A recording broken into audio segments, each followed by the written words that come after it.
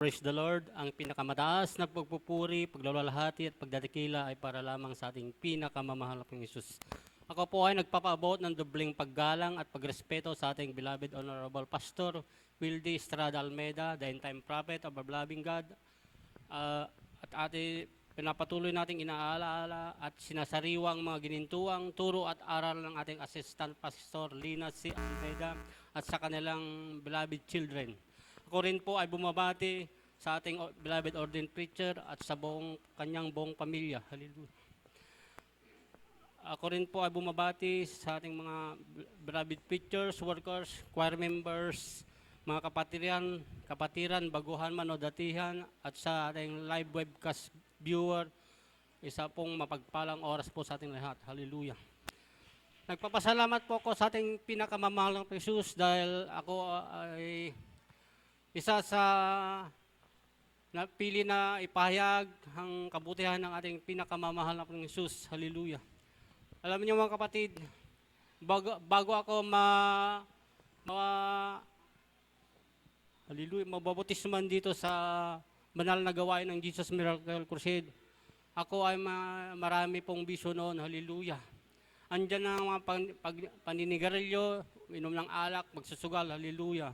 Pero nung nahayuan ang aking beloved wife, hallelujah, at ang aking mga anak, andyan na ako ay tagahatid lang sa kanila, hallelujah.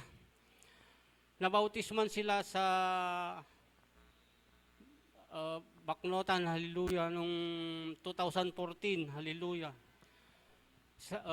Hallelujah.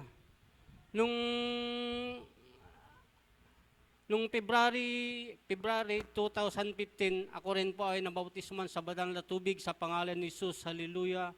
At kasama rin ko rin na nabasbasan ng bago naming sasakyan noon. Hallelujah. Ang sasakyan ngayon ay ginagamit ko rin na pagsundo at paghatid sa ating mga kapatiran. Hallelujah. Nagpapasalamat din po ako sa ating pinakamamahal na Jesus dahil isang araw, biglang umatake ang aking asma. Hallelujah. Andyan na hindi na ako makahinga. Parang COVID na ang kalagayan ko noon. Hallelujah. Andyan na tinututok ko na lang ang aking mukha sa electric fan para lang ako'y makahinga. Hallelujah. Sabi ko sa aking beloved wife, hallelujah, tayo makinig ng papuring awitin. Hallelujah. Nung habang nagpapatugtog ako, sinasabayan ko yun. Hindi ko namamalayan na tumutulo na pala ang aking luha. Hallelujah. Nagpapasalamat din po ako sa ating pinakamamahal na Jesus dahil nito lang April 6, 2023, pumunta kami ng Baguio. Sabi ng aking beloved wife, punta tayo ng Baguio, makikursada tayo, sabi niya. O sige.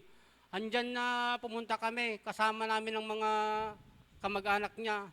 Pero ang napuntahan po namin ay yung burol ng kanyang pamangkin. Hallelujah. Andyan na hanggang hapon kami doon. Hindi namin kami nakapagkrusada sa Baguio. Hallelujah. Pag-uwi po namin, kinaumaga ng April 7, hallelujah. Gigisingin ko sana ang aking beloved wife. Hallelujah. Pero hindi siya nagre-response. Pinapatayo ko siya pero wala, lupay-pay siya. Hallelujah. Ang ginawa ko po ay,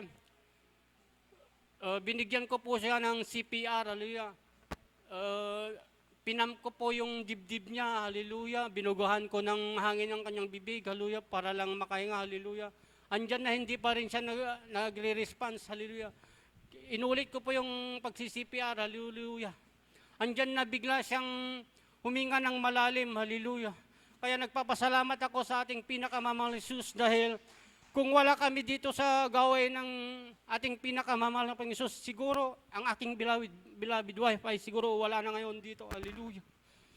Nagpapasalamat din po ako sa ating pinakamamahal na Jesus dahil ang aking mga anak ay ginagamit sa kanyang banal na ubasan bilang mga awit at saka instrumentalist. Hallelujah.